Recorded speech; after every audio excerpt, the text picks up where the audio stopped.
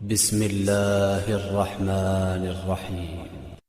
اللہ کی توحید پہ ایمان پہ رضامند، سبحان پہ منان پہ رحمان پہ رضامند، پیغمبر ثقلین کے فرمان پہ رضامند، اسلام کے احکام پہ قرآن پہ رضامند، اس دین کے ہر رکن پہ راضی برضا ہو، اس دین کے ہر رکن پہ راضی برضا ہو، پھر جا کے کسی شخص کو جنت بھی آتا ہو۔ حاضرین جمعہ، تمام تعریف اس رب ذوالجلال کے لیے ہے جس نے مجھے اور آپ کو پیدا کیا۔ اس سے بڑھ کر اس نے ہم تمام کو اپنے محبوب نبی کا امتی بنایا۔ لاکھوں اور کروڑوں درود و سلام ہو میرے اور آپ کے آخری نبی، شافی محشر، ساقی کوثر، خاتم النبیین جناب محمد رسول اللہ صلی اللہ علیہ وسلم پر، جن کی محنتوں سے، کوششوں سے، کاوشوں سے آج اسلام ہم تمام لوگوں تک پہنچا ہے۔ حاضرین جمعہ، اللہ رب العالمین سورہ فصلت آیت نمبر 30 میں ارشاد فرماتا ہے، ان الذین قالوا ربنا اللہ ثم استقاموا، وہ لوگ جو ایمان لاتے ہیں، اسلام میں داخل ہوتے ہیں اور کہتے ہیں کہ اللہ تعالی ہمارا رب ہے، ثم استقاموا، اور اس پر ثابت قدم ہو جاتے ہیں۔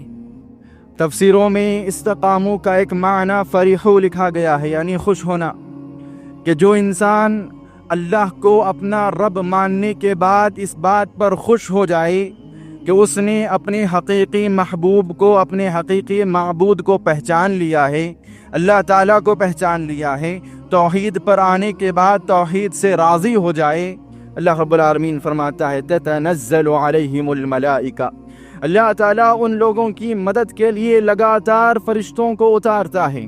جب وہ انسان مصیبت میں ہو، حالت جنگ میں ہو، کسی آفت میں مبتلا ہو، اللہ تعالیٰ فرشتوں کو ان کی مدد کے لیے بھیج دیتا ہے اور کہتے ہیں اللہ تخافوا ولا تحزنوا۔ جب وہ اس انسان کے اندر ڈر پیدا ہوتا ہے، کوئی خوف پیدا ہوتا ہے، کوئی غم جم جاتا ہے، تو انہیں تسلی دینے کے لیے بھی فرشتے زمین پر آتے ہیں۔ وَأَبْشِرُوا بِالْجَنَّةِ الَّتِي كُنْتُمْ تُوعَدُونَ، اور ایسا انسان جب موت کے قریب جاتا ہے، مرنے کے بالکل قریب ہوتا ہے، فرشتے اسے مرنے سے پہلے جنت کی خوشخبری بھی سنا دیتے ہیں۔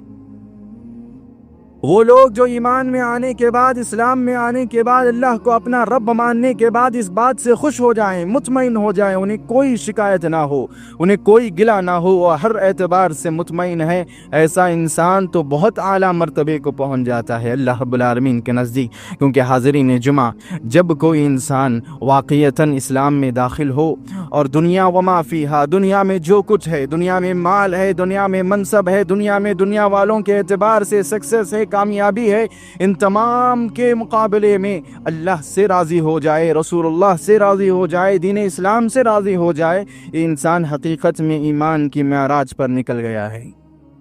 دنیا میں بہت کچھ ہے، دنیا میں اللہ تعالیٰ نے بہت چیزیں جمع کی ہیں، دنیا میں مال ہے، دنیا میں دولت ہے، دنیا میں اولاد ہے، دنیا میں بہت ساری چیزیں ہیں، تمام چیزیں نعمت ہیں۔ اسی دنیا میں ہدایت بھی ہے، اسی دنیا میں اسلام بھی ہے، اسی دنیا میں ایمان بھی ہے، اسی دنیا میں اسلام کو بتانے والا نبی بھی ہے۔ یہ تمام چیزیں ہونے کے باوجود انسان کو جس چیز کی زیادہ خواہش ہوتی ہے وہ مال ہے، وہ اولاد ہے، وہ دنیا ہے۔ اللہ کہتا ہے ان سب کے مقابلے میں اگر کوئی انسان اسلام سے زیادہ خوش ہو جائے، ایمان سے زیادہ خوش ہو جائے، محمد رسول اللہ سے خوش ہو جائے اور اپنے آپ کو اللہ تعالیٰ کا قریبی بندہ سمجھ لے، انسان تو واقعتاً ایمان کی معراج پر نکل گیا ہے۔ اور بلکہ اگر ہم احادیث پڑھتے ہیں تو معلوم ہوتا ہے اس انسان کو ایمان کی مٹھاس مل جاتی ہے، ایمان کا مزہ لگ جاتا ہے۔ نبی کریم صلی اللہ علیہ وسلم کی حدیث ہے، صحیح مسلم حدیث نمبر 30/4، ذاق طعم الایمان من رضی باللہ ربا وبالاسلام دینا وبمحمد صلی اللہ علیہ وسلم نبیا۔ جو انسان دنیا میں آنے کے بعد، اسلام قبول کرنے کے بعد اللہ کے رب ہونے پر راضی ہو جائے، محمد کے نبی ہونے پر راضی ہو جائے، اسلام کے دین ہونے پر راضی ہو جائے، ایسا انسان ایمان کا مزہ چکھ لیتا ہے، ایمان کی مٹھاس اسے مل جاتی ہے۔ اب بس سوچنا یہ ہے کہ ہمارے مسلمان ہونے کے باوجود، توحید پر آنے کے باوجود، اگر آج تک ہم نے ایمان کا مزہ نہیں دیکھا ہے، ایمان کی مٹھاس نہیں دکھی ہے، تو واللہ العظیم ضرور ہماری زندگی میں کوئی نہ کوئی ایسا پہلو ہے جہاں ہم یا تو اللہ سے ناخوش ہیں، یا محمد الرسول اللہ سے ناخوش ہیں، یا دین اسلام سے ناخوش ہیں۔ اگر ایسا نہیں ہے تو ہو ہی نہیں سکتا کہ کوئی انسان اسلام کی مٹھاس سے، ایمان کی مٹھاس سے دور ہو جائے۔ اگر آج تک ہمیں ایمان کی مٹھاس نہیں ملی ہے تو کہیں نہ کہیں ہم اللہ، رسول اور دین اسلام سے کہیں نہ کہیں ناخوش ہیں۔ اگر ہم خوش ہوتے تو ہمیں ضرور ایمان کی مٹھاس مل جاتی، اور ایمان کی جب مٹھاس ملتی ہے تو انسان پہلے کی طرح نہیں رہتا، اس کی زندگی بدل جاتی ہے۔ انسان کی فطرت آپ جانتے ہیں، کسی انسان کو اگر بولا جائے کہ تیرے خلاف ایک گروپ ہے، ایک قوم ہے جو تیرے خلاف لڑنے کے لیے تیاری کر رہی ہے، وہ انسان ڈر جاتا ہے، گھر سے نکلنے میں ڈرتا ہے، اکیلا سفر کرنے میں ڈرتا ہے، رات کو باہر جانے میں ڈرتا ہے، ٹوپی پہننے سے ڈرے گا، داڑھی رکھنے سے ڈرے گا۔ کیوں؟ اسے بتایا گیا ہے کہ تیرے خلاف ایک قوم تیار بیٹھی ہے، اب اس کے اندر ڈر ہے۔ لیکن اللہ تعالیٰ تو کہتا ہے کہ جو انسان ایمان کا مزہ چکھ لیتا ہے اس کے اندر یہ ڈر نہیں آتا۔ اللہ رب العالمین ارشاد فرماتا ہے سورہ آل عمران آیت نمبر 170 پر 3، الذین قالوا قال لهم الناس ان الناس قد جمعوا لكم فاخشوهم فزادهم ایمانا۔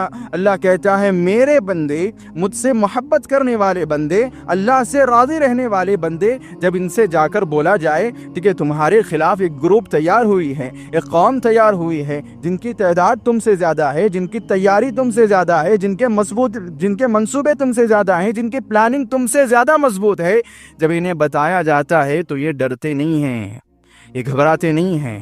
فزادہم ایمانا، ان کا ایمان اور تازہ ہو جاتا ہے، یہ خوش ہو جاتے ہیں کہ ہاں ہم اس قابل بن گئے کہ اللہ ہمیں آزمانے لگا ہے، ہاں ہم اس قابل بن گئے کہ اللہ ہمارا امتحان لینے لگا ہے، ہاں ہم میں ایمان آ گیا ہے کہ اللہ تعالیٰ اس ایمان کو اب ٹیسٹ کرنے کے قابل سمجھ رہا ہے۔ ان کا ایمان اور تازہ ہو جاتا ہے اور کہتا ہے حسبنا اللہ و نعم الوکیل۔ ان کی زبان سے بے ساختہ نکلتا ہے کہ جس رب پر ایمان لانے کے بعد ہم خوش ہو چکے ہیں، جس رب سے ہم راضی ہیں، وہ رب ضرور ہماری مدد کرے گا، کیونکہ ہم تو اس سے راضی ہیں۔ ہمیں نہ دنیا کا شوق ہے، نہ منصب کا شوق ہے، نہ کسی قوم کا ڈر ہے، ہمیں صرف اللہ سے رضامندی ہے، لہذا وہ اللہ ہماری ضرور مدد کرے گا۔ اور ہوتا کیا ہے؟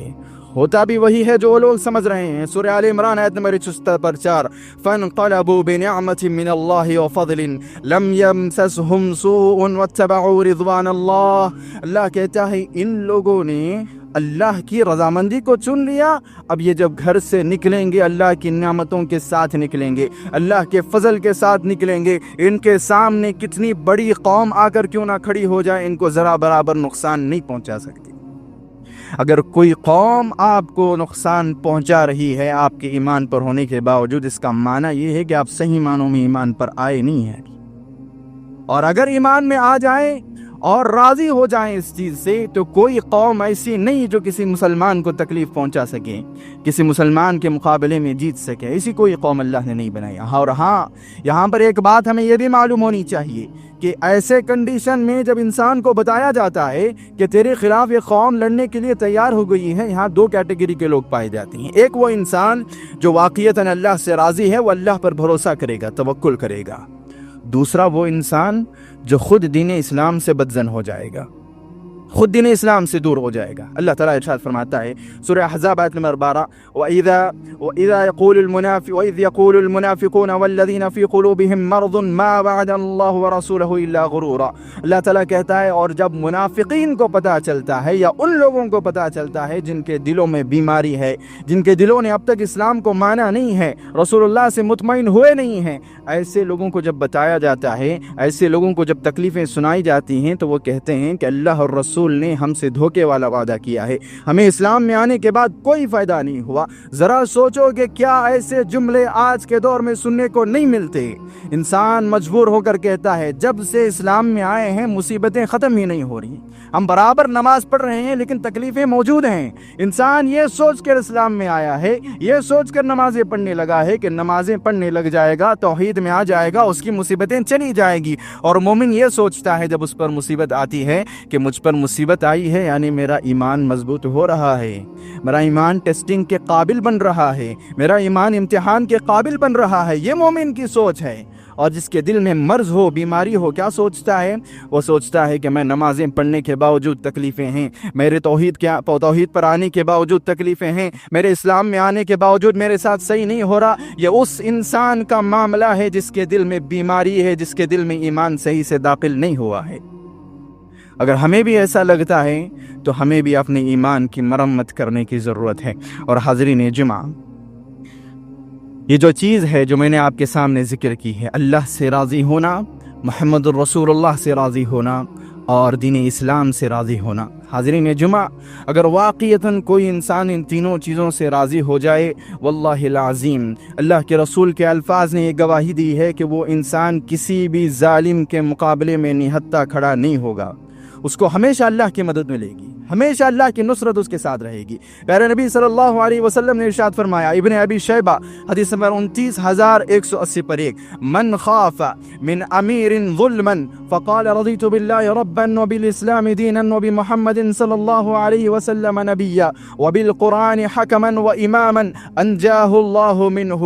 اللہ اکبر۔ رسول اللہ کہتے ہیں جب کوئی مسلمان دیکھے کہ اس کے مقابلے میں کوئی بڑا ظالم حکمران آ گیا ہے، کوئی بڑا ظالم امیر آ گیا ہے جو اس پر ظلم کرنا چاہتا ہے، اور اسے معلوم ہو کہ یہ جو ظالم ہے، یہ جو بدبخت ہے، یہ جو سرکش ہے، یہ منصب پر آنے کے بعد ہم پر ظلم کرے گا، جب مسلمان کو معلوم ہو، اپنے دل میں یہ جذبات پیدا کر لے، اپنے دل میں یہ اقرار کر لے کہ ہاں اگر تجھے اپنے اقتدار پر آنے کا، اپنی حکومت پر آنے کا غرور ہے تو میں بھی تو وہ ہوں جس نے کائنات کے سب سے بڑے خالق اور مالک پر ایمان لایا ہوں اور اس سے خوش ہو گیا ہوں۔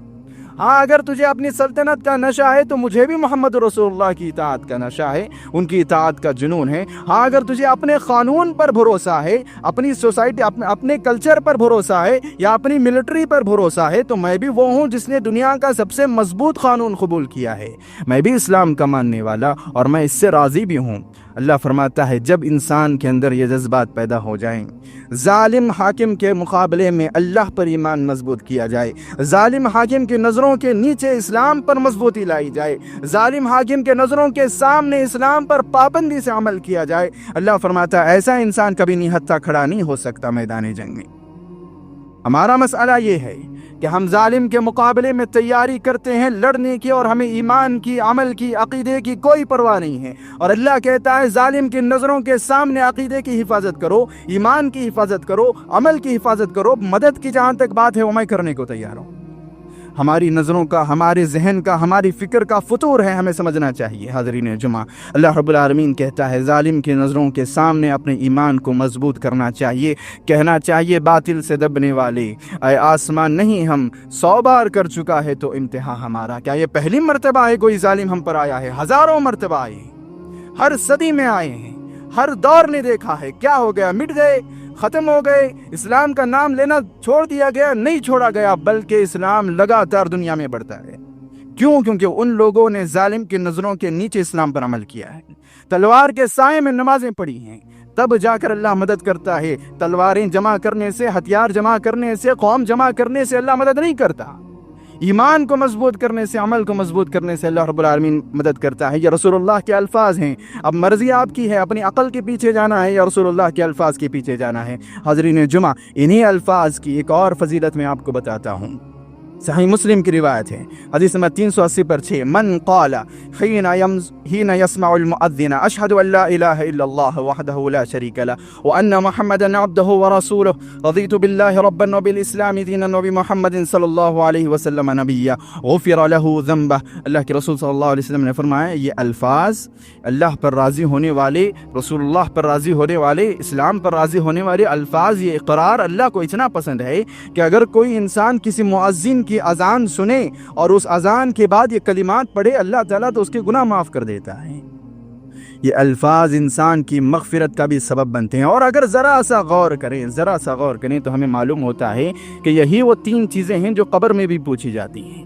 قبر کا پہلا سوال رب کے بارے میں، رضیت باللہ ربا، قبر کا دوسرا سوال نبی کے بارے میں، محمد صلی اللہ علیہ وسلم نبیا، قبر کا تیسرا سوال دین کے بارے میں، وبالاسلام دینا۔ یہ تینوں چیزیں اس میں موجود ہیں۔ اگر یہ مضبوط ہے دنیا مضبوط ہے، اگر یہ مضبوط ہے قبر مضبوط ہے، اگر یہ مضبوط ہے تو آخرت مضبوط ہے۔ ان میں کمزوری ہے، نہ دنیا مضبوط ہے، نہ قبر مضبوط ہے، نہ آخرت مضبوط ہے۔ نبی کریم صلی اللہ علیہ وسلم نے فرمایا کہ یہ مغفرت کی وجہ ہے اور قبر کا یہی تو سامان ہے۔ اور حاضرین جمعہ، اس کی ایک اور بڑی خوبصورت بلکہ ایک ایسی فضیلت میں آپ کو بتاتا ہوں جو کہ واقعتاً حیران کرنے والی فضیلت ہے کہ نبی کریم صلی اللہ علیہ وسلم نے ارشاد فرمایا، مسند احمد حدیث نمبر 2190 ما من مسلم يقول حين يمسي وحين يصبح 3 مرات رضيت بالله ربا وبالإسلام دينا وبمحمد صلى الله عليه وسلم نبيا إلا كان حقا على الله أن ترضيه يوم القيامة۔ اللہ کے رسول کہتے ہیں جو بھی انسان جب صبح اٹھے اور شام میں سونے سے پہلے 3 مرتبہ اس کا اقرار کرے کہ ہاں میں اللہ سے راضی ہوں، ہاں میں محمد کے نبی ہونے سے راضی ہوں، ہاں میں دین اسلام سے راضی ہوں، ان الفاظ کا اپنی زبان سے اقرار کرے اور اپنے دل میں اس بات کو لے کر یقین رکھے، رسول اللہ نے فرمایا جب قیامت کے دن وہ آئے گا، جب ہر انسان نفسا نفسی کے عالم میں ہوگا، ہر کوئی اللہ کا غضب دے کر ڈر رہا ہوگا، ایسے وقت میں چند لوگ ہوں گے جن کو خوش کرنے کا معاملہ اللہ تعالیٰ نے اپنے ہاتھوں میں رکھا۔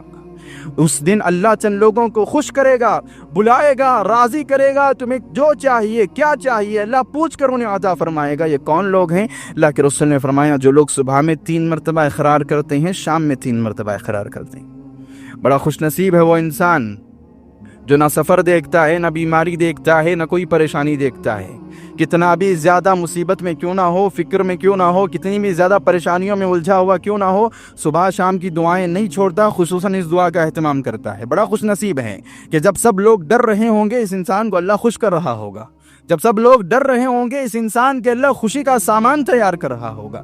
بڑا خوش نصیب ہے وہ انسان۔ ہر مسلمان کو چاہیے کہ اس کی پابندی کرنا شروع کر دے۔ اور حاضرین جمعہ، ایک اور فضیلت تو اس کی ایسی ہے کہ ابو داؤد حدیث نمبر 1520 من قال رضیت باللہ ربا وبالاسلام دینا وبمحمد صلی اللہ علیہ وسلم نبیا وجبت لہ الجنہ، رسول اللہ کہتے ہیں جو انسان دنیا میں بار بار اس چیز کا اقرار کرتا ہے کہ ہاں میں دنیا کے مقابلے میں رب سے راضی ہوں، ہاں میں دوسرے لوگوں کے مقابلے میں محمد رسول اللہ سے مطمئن ہوں، ہاں مجھے دنیا میں سب سے محبوب اسلام ہے، جو انسان بار بار اس چیز کا اقرار کرتا ہے اس پر تو جنت واجب آ چکی ہے، اس کا ایک ہی ٹھکانہ ہے وہ جنت ہے، اس کا ایک ہی گھر ہے وہ جنت ہے، اس کا ایک ہی انجام ہے کہ اسے جنت میں داخل کر دیا جائے گا۔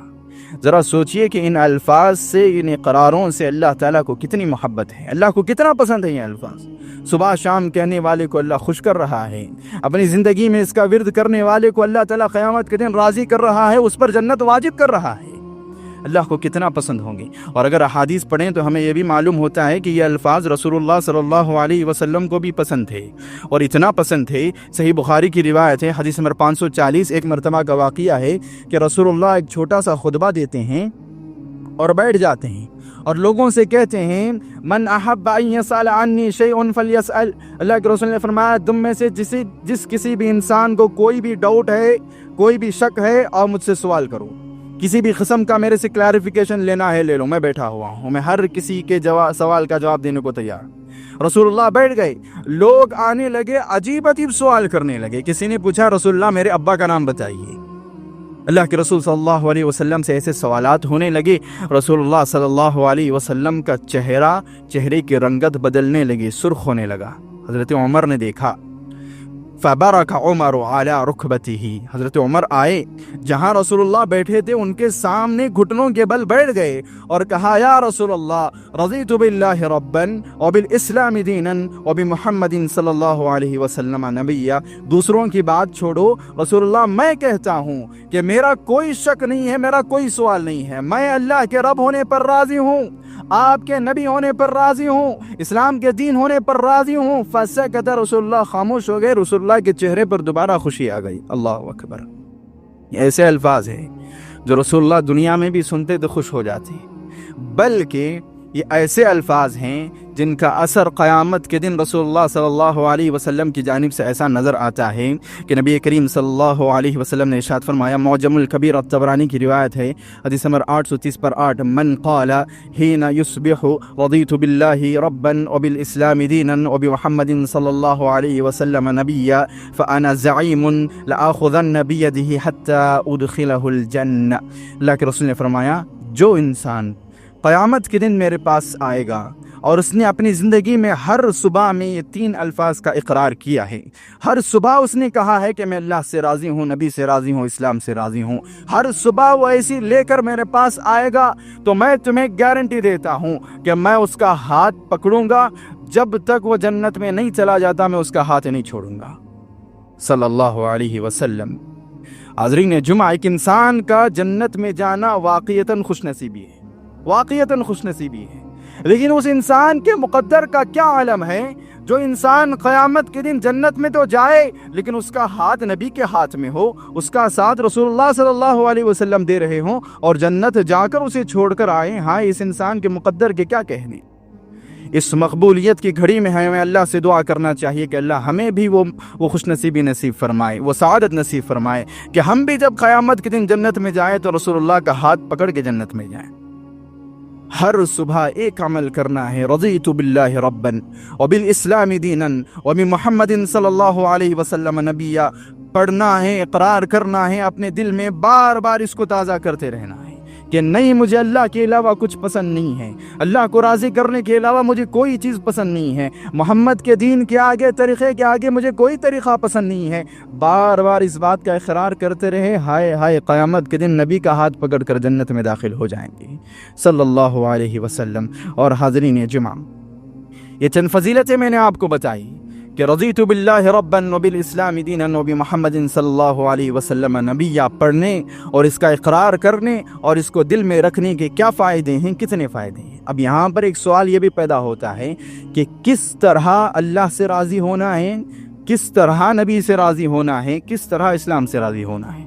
یہ 3 سوالات ہیں، ان کا حل ہم دیکھ لیتے ہیں۔ سب سے پہلے اللہ سے راضی ہونے کے لیے 3 چیزیں ضروری ہیں، بلکہ 3 شرطیں ضروری ہیں۔ یہ تینوں شرطیں یاد رکھیے، ورنہ آپ اللہ سے کبھی راضی نہیں ہو سکتے، اللہ سے رضامندی کا اظہار نہیں کر سکتے، اللہ کے رب ہونے پر راضی نہیں ہو سکتے۔ 3 شرطیں ہیں۔ پہلی شرط یہ ہے کہ انسان اللہ تعالیٰ کو خالق، مالک، مدبر اور خالق کل مانے۔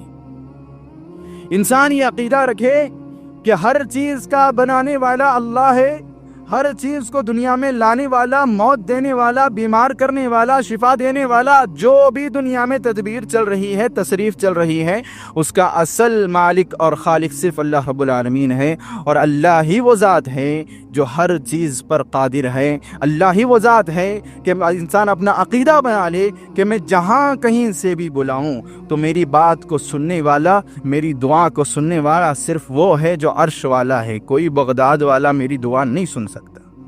یہ عقیدہ جب تک انسان نہیں بنا لیتا وہ اللہ سے راضی نہیں ہو سکتا۔ پہلی شرط یہ کہ وہ اللہ رب العالمین کے قادر ہونے پر، خالق ہونے پر، مدبر ہونے پر اقرار کرے، راضی ہو جائے اور اس چیز کو اپنا عقیدہ بنا لے، ورنہ وہ اللہ سے راضی نہیں ہو سکتا۔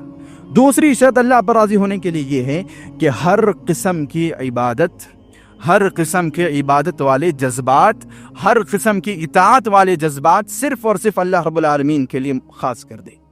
اگر وہ سجدہ کرے گا تو صرف اللہ کو کرے گا، اس سجدے میں کسی مزار کو شریک نہیں کرے گا۔ نظر و نیاز کرے گا تو صرف اللہ سے کرے گا، کسی اور پیر اور فقیر کے حوالے نظر و نیاز نہیں کرے گا۔ اس کا جانور اگر کٹے گا تو اللہ هو القادر کے نام پر کرے گا، عبد القادر کے نام پر نہیں کٹے گا۔ جب تک وہ اپنا یہ عقیدہ نہیں بنا لیتا وہ اللہ سے راضی نہیں ہو سکتا۔ اور حاضرین جمعہ، تیسری شرط اللہ پر راضی ہونے کے لیے یہ ہے کہ اللہ تعالیٰ نے ہمارے مقدر میں جو جو چیزیں لکھ دی ہیں ان سے راضی ہو جائیں، جو اللہ نے ہمیں دیا ہے اس سے راضی ہو جائیں۔ اور حاضرین یہ بات یاد رکھیے کہ اگر ہم دنیا میں کسی نعمت سے راضی نہیں ہیں تو یاد رکھیے دنیا میں سب سے زیادہ ناشکرے لوگ ہم ہیں۔ اگر ہم شکر گزار نہیں ہیں تو سب سے بڑے ناشکرے ہم لوگ ہیں، کیونکہ ایک قول لکھا گیا ہے مرقات المفاتیح میں، رضینا قسمت الجبار فینا، ایک شعر ہے، رضینا قسمت الجبار فینا، میں اللہ رب العالمین کی تقسیم سے، اللہ نے جو کچھ دنیا میں بانٹا ہے میں ان تمام چیزوں سے راضی ہو گیا ہوں۔ لنا علم وللجہال مال، وہ کہ میں دیکھتا ہوں کہ اللہ تعالیٰ نے مجھے توحید کا علم دیا اور جاہلوں کو مال دیا۔ اللہ نے مجھے توحید کا علم دیا اور جاہلوں کو مال دیا۔ فَإِنَّ الْمَالَ يَفْنَى عَنْ قَرِيبٍ، اور مجھے معلوم ہے کہ جو مال ہے ان قریب پورا ختم ہو جائے گا، تھوڑا نہیں پورا ختم ہو جائے گا۔ وَإِنَّ الْعِلْمَ يَبْقَى لَا يَزَالُ، اور جو یہ میرا علم ہے یہ ہمیشہ باقی رہے گا، کبھی ختم نہیں ہوگا، اور قیامت کے دن جنت لے کر آئے گا۔ اب بتائیے کس انسان کو زیادہ شکر گزار ہونا چاہیے؟ میں اللہ سے شکایت کرتا ہوں کہ اللہ تو نے اسے وہ دیا، وہاں دیا، اس جگہ پر تو نے اسے دیا، ایسی چیزوں سے نوازا۔ میں کبھی یہ نہیں دیکھتا کہ اللہ نے صرف اسے وہ دیا ہے اور سب سے بڑی نعمت میرے ہاتھ میں رکھ دی ہے، سب سے بڑی فضیلت والی چیز میرے ہاتھ میں رکھ دی ہے۔ میں کبھی اس چیز کا شکر ادا نہیں کرتا۔ لہذا جو انسان دنیا میں توحید پر آنے کے بعد توحید کا شکر ادا نہیں کرتا وہ دنیا کا سب سے بڑا ناشکرا انسان ہے۔ جو انسان دنیا میں توحید ملنے کے باوجود مال نہ ملنے کا افسوس اپنے پاس رکھتا ہے، گاڑی نہ ملنے کا افسوس اپنے پاس رکھتا ہے، کوئی بڑے سے بڑا کاروبار نہ ملنے کا افسوس اپنے پاس رکھتا ہے، یہ دنیا کا سب سے بڑا ناشکرا ہے۔ اسے تو اپنی ساری زندگی توحید کے شکر پر گزارنی چاہیے تھی۔ اس کی نظروں میں آج بھی مال بیٹھا ہے، اس کی نظروں میں آج بھی منصب بیٹھا ہے، اس کی نظروں میں آج بھی دنیا کی رنگینیاں بیٹھی ہیں۔ اس سے بڑا ناشکرا انسان کوئی اور نہیں ہو سکتا۔ اللہ نے دوسروں کو فنا ہونے والی چیز دی ہے، ہمیں باقی رہنے والی چیز دی ہے۔ دوسروں کو برباد کرنے والی چیز دی ہے، ہمیں آباد کرنے والی چیز دی ہے۔ کس کو شکر گزار ہونا چاہیے؟ حاضرین جمعہ، یہ ہمارے ذہنوں میں پایا جانے والا فطور ہے، ہمیں اسے سمجھنا چاہیے اور صحیح طریقے پر آنا چاہیے۔ تو یہ 3 شرطیں ہیں۔ پہلی شرط، اللہ کو خالق، مالک، مدبر اور قادر کل ماننا چاہیے اللہ پر راضی ہونے کے لیے۔ دوسری شرط، ہر قسم کی عبادت والے جذبات صرف اور صرف اللہ کے لیے ہونی چاہیے۔ تیسری شرط کیا ہے کہ انسان دنیا میں اللہ تعالیٰ نے جو کچھ بھی اسے دیا ہے اس سے راضی ہو جائے، کیونکہ اللہ نے اسے سب سے مہنگی چیز پہلے سے دے دی۔ اگر ان 3 چیزوں پر کوئی انسان راضی ہے، یہ اپنا عقیدہ بنا لیتا ہے، تو واقعیتاً اللہ سے راضی ہے۔ رضیت باللہ رباً، وہ پورے ایمان کے ساتھ اب پڑھ سکتا ہے۔ رضیت باللہ رباً، اس کی زبان اور اس کے دل اب ایک ہو سکتے ہیں اس جملے پر۔ دوسرا جملہ، وبی محمد صلی اللہ علیہ وسلم نبی کریم صلی اللہ علیہ وسلم کے نبی ہونے پر راضی ہونے کی بھی 3 شرطیں ہیں۔ پہلی شرط یہ ہے کہ نبی کریم صلی اللہ علیہ وسلم کی ساری سنتوں سے محبت کرنا پہلی شرط ہے۔ نبی کریم صلی اللہ علیہ وسلم کے طریقے سے، سنتوں سے، ان کے حلیے سے محبت کرنا یہ ہمارے لیے پہلی شرط ہے۔ یعنی بتانا یہ چاہتا ہوں کہ دنیا میں کوئی انسان اگر داڑھی رکھ دیتا ہے کاٹے بغیر، اگر مونچھوں کو بار بار کاٹتا رہتا ہے، اگر چھوٹے بچوں کو بھی سلام کرتا ہے، بڑوں کو بھی سلام کرتا ہے، اس پر ظلم کرنے والے کو معاف کر دیتا ہے، دشمنوں کے ساتھ انصاف کرتا ہے، ظلم کرنے والے کے لیے ہدایت کی، مغفرت کی دعا کرتا ہے، واللہ العظیم یہ کمزوری نہیں ہے، یہ عیب نہیں ہے، یہ عار نہیں ہے، بلکہ یہ فخر کی بات ہے کہ وہ انسان واقعتاً محمد رسول اللہ سے راضی ہے۔ یہ چیزیں جب تک ہمارے دل میں نہیں آتی، ہم نبی کریم صلی اللہ علیہ وسلم سے راضی نہیں ہو سکتے۔ تو یہ دوسری شرط ہے۔ یہ پہلی شرط ہے کہ انسان نبی کریم صلی اللہ علیہ وسلم کی سنتوں سے واقعتاً محبت کرے۔ حضرین جمعہ، دوسری شرط یہ ہے کہ ہر مسئلے میں، ہر سوال کے آگے نبی کریم صلی اللہ علیہ وسلم کو حاکم مانے اور حدیث کو سب سے آخری فیصلہ مانے۔ صحیح حدیث آ جائے تو آخری فیصلہ ہے۔ نبی کی حدیث کے آگے کسی بھی پیر کو، فقیر کو، امام کو اگر رتبہ نہ دیا جائے تو یہ انسان واقعیت نبی کریم صلی اللہ علیہ وسلم سے راضی ہے۔ کیونکہ ہم ایک ایسے دور میں جیتے ہیں جس دور میں لوگ اماموں کی محبت میں اتنا بہک گئے ہیں کہ صحیح حدیث آنے کے باوجود امام کے قول کے پیچھے جاتے ہیں، بلکہ امام کے قول کو صحیح ثابت کرنے کی کوشش کرتے ہیں، حالانکہ مقابلے میں حدیث کھڑی ہوئی ہے، صحیح حدیث موجود ہے۔ ایسے لوگ کبھی نبی کریم صلی اللہ علیہ وسلم سے محبت کرنے والے نہیں بن سکتے۔ حاضرین جمعہ، اور تیسری شرط یہ ہے نبی کریم صلی اللہ علیہ وسلم پر صحیح معنوں میں ان سے رضامندی کا اظہار کرنے کے لیے کہ ائمہ اکرام نے فرمایا کہ انسان جتنا زیادہ نبی سے محبت کرتا ہے اتنا زیادہ درود پڑھتا ہے۔ پڑھو صلی اللہ علیہ وسلم۔ جو انسان نبی سے جتنی محبت کرتا ہے وہ اتنا زیادہ نبی کے لیے درود پڑھتا ہے۔ کبھی درود ابراہیم پڑھے، کبھی صلی اللہ علیہ وسلم پڑھے، کبھی اللہم صلی وسلم علی نبینا محمد پڑھے۔ انسان پڑھتا رہے، یہ اس بات کی علامت ہے کہ وہ واقعتاً نبی سے محبت کرتا ہے۔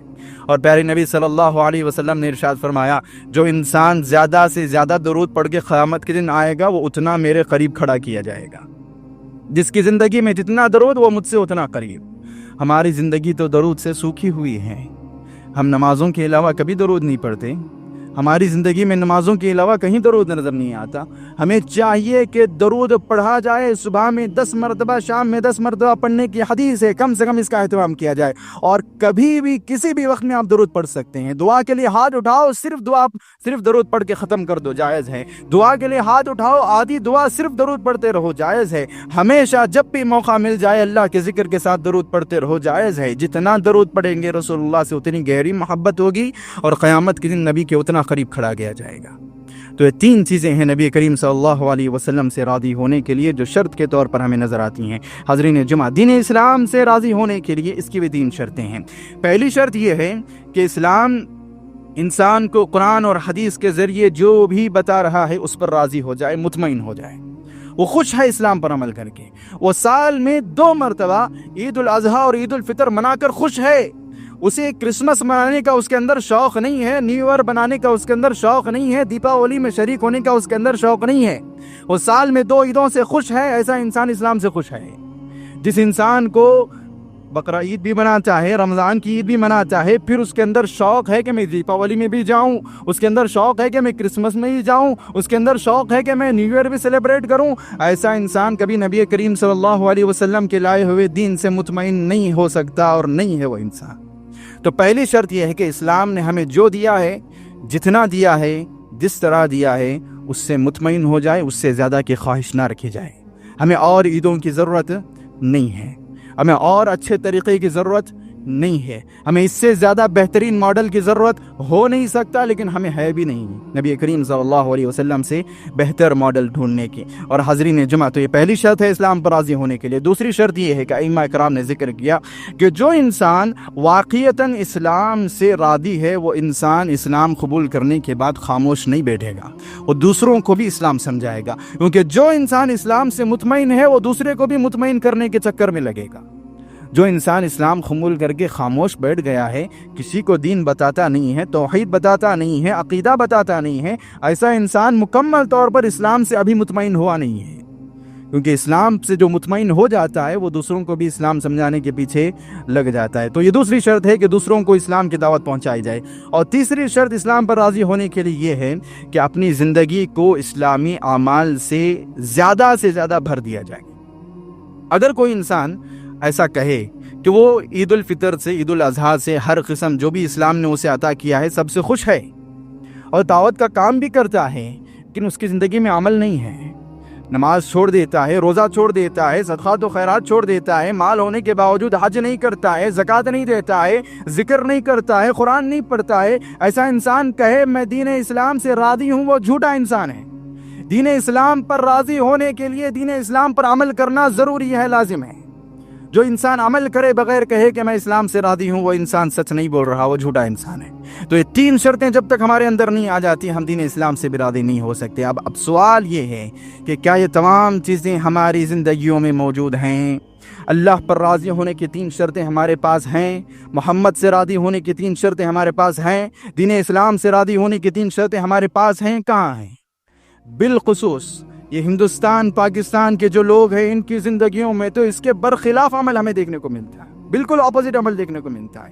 اللہ کی توحید کے مقابلے میں ان کے پاس پیر پرستی ہے, نبی کریم صلی اللہ علیہ وسلم کے فرمان کے مقابلے میں ان کے پاس امام پرستی ہے, دین اسلام کے مقابلے میں ان کے پاس بدعت پرستی ہے. اور یہ الگ بات ہے کہ اس کے باوجود یہ لوگ اپنے آپ کو مسلمان سمجھتے ہیں.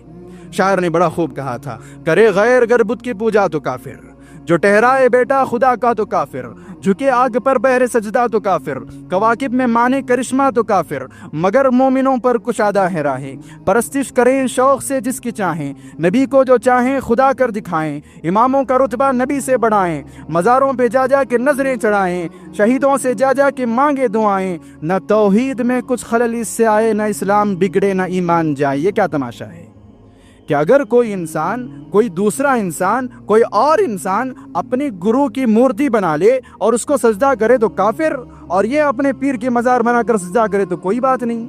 اگر کوئی عیسائی عیسیٰ علیہ السلام سے دعا مانگے تو کافر, اور محمد کو ماننے والا یا رسول اللہ کا نعرہ لگائے تو کوئی بات نہیں. اسی کو علامہ اقبال نے کہا تھا، اس مملکت ہند میں ایک طرفہ تماشا، اس مملکت ہند میں ایک طرفہ تماشا، اسلام ہے محبوس مسلمان ہے آزاد۔ حاضرین جمعہ، یہ بات آپ یاد رکھیے کہ جو انسان عرش والے کو کیا جانے والا سجدہ اجمیر والے کو کرتا ہے، ایسا انسان کبھی اللہ سے راضی نہیں ہو سکتا۔ جو لوگ محمد رسول اللہ صلی اللہ علیہ وسلم کے فرمان کے آگے کسی امام کے قول کو ترجیح دیتے ہیں، ایسا بندہ کبھی ایسا بندہ نبی کریم صلی اللہ علیہ وسلم سے راضی نہیں ہو سکتا۔ جو انسان صحابہ اکرام رضوان اللہ علیہ مجمعین کے طریقے کو چھوڑ کر بدعتیں اختیار کر لیتا ہے، ایسا انسان کبھی دین اسلام سے راضی ہونے والا نہیں بن سکتا۔ اب جو انسان اللہ سے راضی نہ ہو، رسول اللہ سے راضی نہ ہو، دین اسلام سے راضی نہ ہو، اس کا قبر کا مرحلہ کیسے پار ہوگا؟ اس کو آخرت میں جنت کیسے ملے گی؟ ہمارے اندر تو اللہ سے ناراض ہونے والے اثرات بھی ہیں، محمد رسول اللہ سے ناخوش ہونے والے اثرات بھی ہیں، دین اسلام سے نامطمئن ہونے والے اثرات بھی ہیں۔ ایسا بندہ قبر کا مرحلہ کیسے پار کرے گا؟ اسی کو شاعر نے کہا تھا، اللہ کی توحید پہ ایمان پہ رضامند، اللہ کی توحید پہ ایمان پہ رضامند، سبحان پہ منان پہ رحمان پہ رضامند، پیغمبر ثقلین کے فرمان پہ رضامند، اسلام کے احکام پہ قرآن پہ رضامند، اس دین کے ہر رکن پہ راضی برضا ہو، اس دین کے ہر رکن پہ راضی برضا ہو، پھر جا کے کسی شخص کو جنت بھی عطا ہو۔